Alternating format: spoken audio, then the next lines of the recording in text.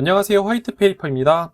오늘은 이더리움의 두 얼굴, 가격의 그림자와 기술의 불꽃, 오늘 24시간 동안 이더리움에서 나온 뉴스, X, 텔레그램 흐름을 한 번에 묶어서 정리해 보겠습니다. 오늘 이더리움을 딱 한 문장으로 요약하면 이겁니다. 차트는 냉정하게 내려가는데 기술과 펜더멘탈은 정반대로 달리고 있다.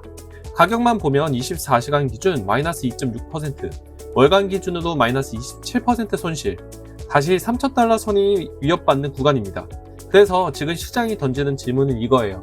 이게 흔들림 속에서 만들어지는 새로운 안정인지, 아니면 진짜 폭풍이 오기 직전의 고요인지. 오늘은 이 두 얼굴을 가격과 펜더멘탈을 나눠서 같이 보려고 합니다.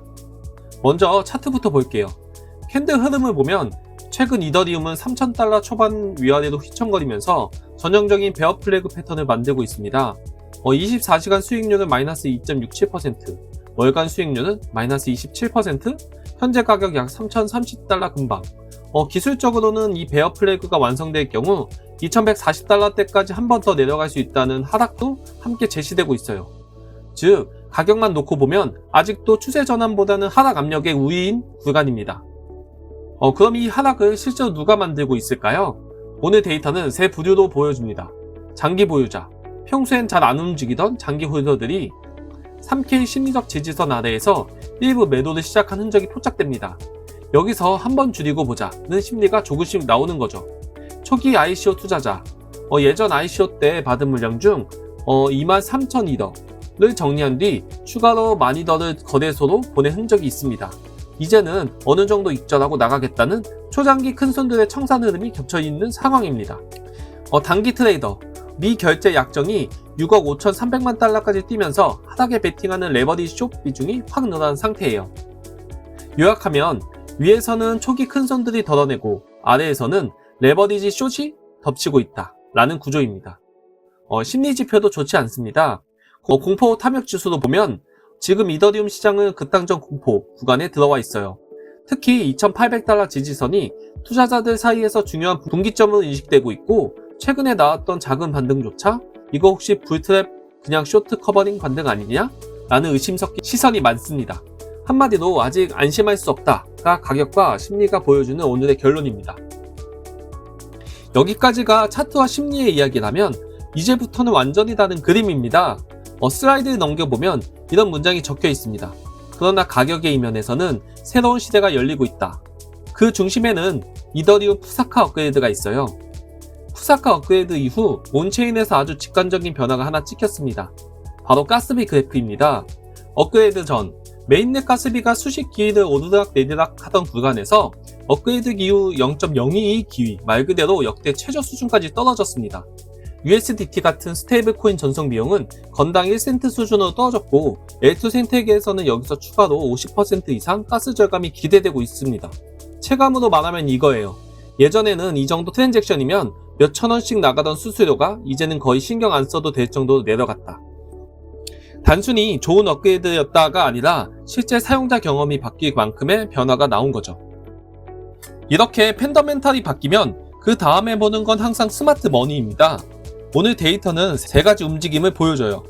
잠자던 고래의 귀환, 한동안 움직임이 없던 고래 주소가 40,000이더 매수한 뒤 스테이킹을 옮긴 흔적이 포착됩니다.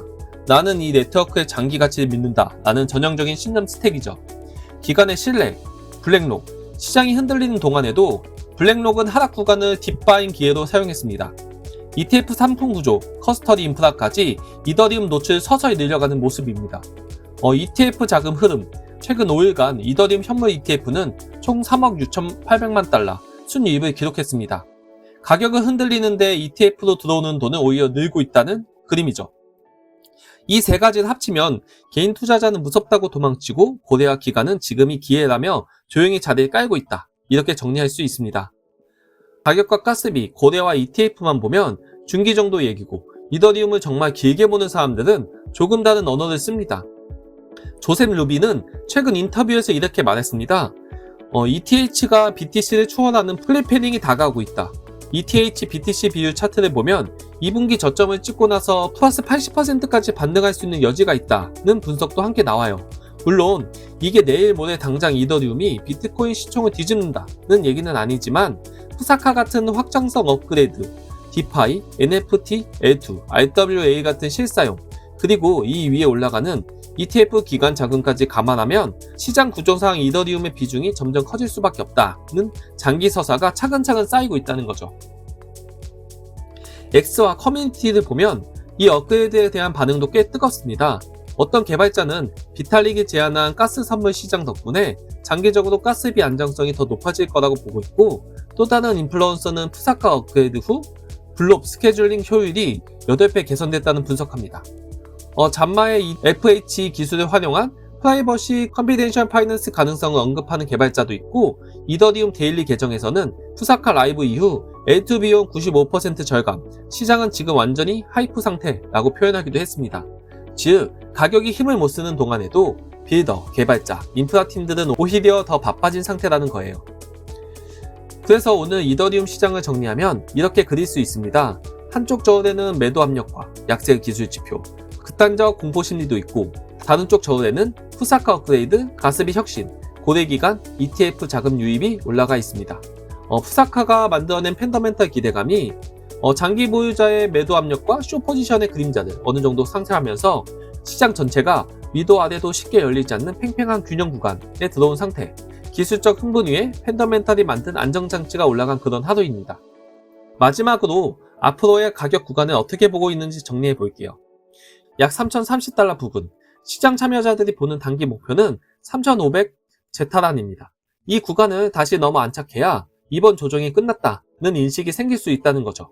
한편 빌더와 장기 투자자들이 보는 궁정가는 7,900달러 근처로 제시됩니다.